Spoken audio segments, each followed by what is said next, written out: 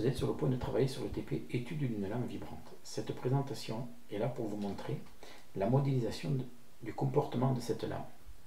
Vous aurez à suivre les instructions et les questions qui vous sont fournies dans le texte du TP. Afin de pouvoir mesurer la vitesse du vent, il nous faut établir une relation entre la vitesse de l'écoulement de l'air, ici en rose, et la tension, ici en vert. Dans un premier temps, nous attacherons à définir une relation entre la tension qui est connue car récupérée sous la view et l'effort du vent sur la plaque. Le lien entre l'effort et la vitesse du vent sera abordé dans la partie mesure du TP. Le schéma global à droite montre les prémices du schéma bloc qui va modéliser le système. On retrouve ici l'effort, on laisse tomber la vitesse, on a dit, la déformation de la lame et la tension. Donc si on connaît la tension, si on connaît aussi cette fonction-là, on pourra en définir x de t.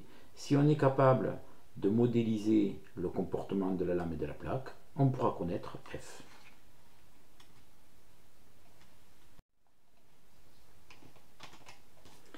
Comme la jauge délivre une tension proportionnelle à la déformation, on modélise l'ensemble jauge plus conditionneur par un gain noté kj.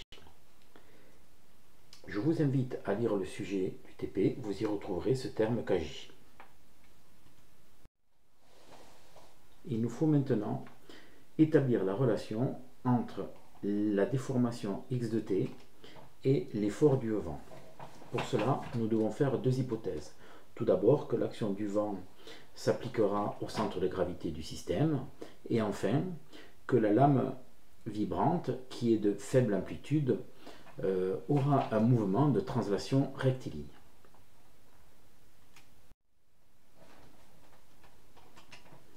La lame sera modélisée par un ressort de raideur K1. Le frottement visqueux de la plaque dans l'air sera lui modélisé par un amortisseur. Le modèle qui permettra d'établir la relation entre la déformation et l'effort est un système Morse-ressort très classique.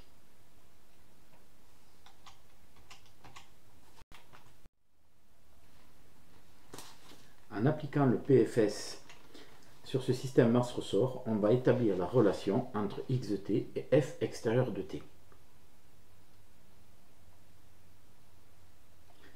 Cette relation est écrite bien sûr dans le texte de votre TP.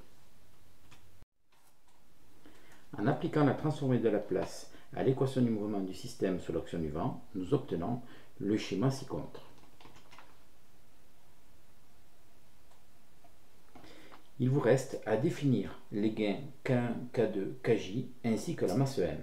Pour cela, je vous invite à regarder les informations qui vous sont données dans le texte du TP, notamment le tableau qui vous aidera particulièrement à déterminer Kj ainsi que le gain 1 sur K1.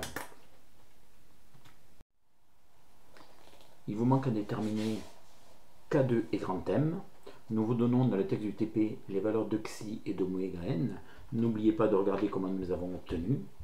Par identification entre cette fonction de transfert et celle-là, vous arriverez bien sûr à vos fins.